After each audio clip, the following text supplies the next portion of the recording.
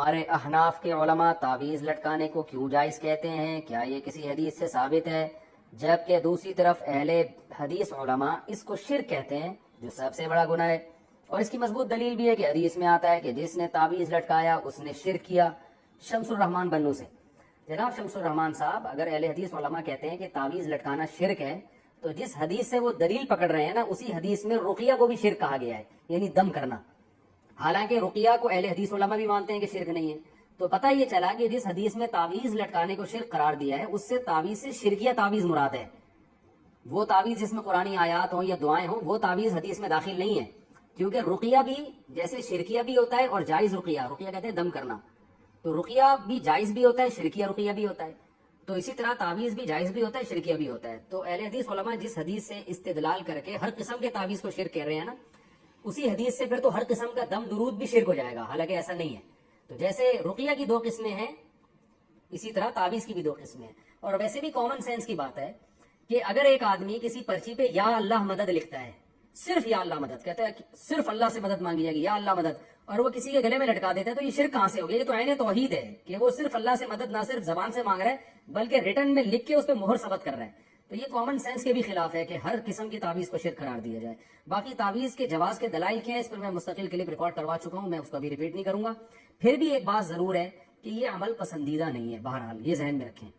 اللہ سے مدد مانگے زبان سے، پرچی لکھ کے لٹکانے کی کیا ضرورت ہے؟ بس زبان سے مدد مانگے، اس کی زیادہ فضیلت ہے، دعا کی فضیلت ہے۔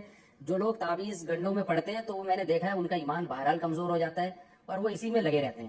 تو اس لیے ہمارے علماء بھی اس کی گنجائش دیتے ہیں کہ اگر لوگوں کو تعویذ نہ دیا جائے تو وہ خالصتاً پھر جاہل پیروں کے پاس جا کے شرکیہ تعویذ لینا شروع کر دیتے ہیں، ورنہ یہ عمل شریعت میں کوئی زیادہ پسندیدہ نہیں ہے۔ نبی صلی اللہ علیہ وسلم نے فرمایا، میری امت کے 70,000 لوگ ایسے بغیر حساب کتاب کے جنت میں داخل ہوں گے جو تعویذ اور رقیہ وغیرہ سے بچا کرتے تھے۔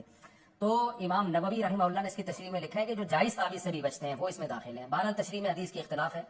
تو الحمدللہ میرا اپنا عمل یہ ہے کہ کیسی گھر میں بیماری آ جائے، کچھ بھی ہو جائے، میں الحمدللہ کبھی پرچی نہیں لٹکاتا، نہ بچوں کو میں نے کبھی تعویذ لٹکانے دیا ہے۔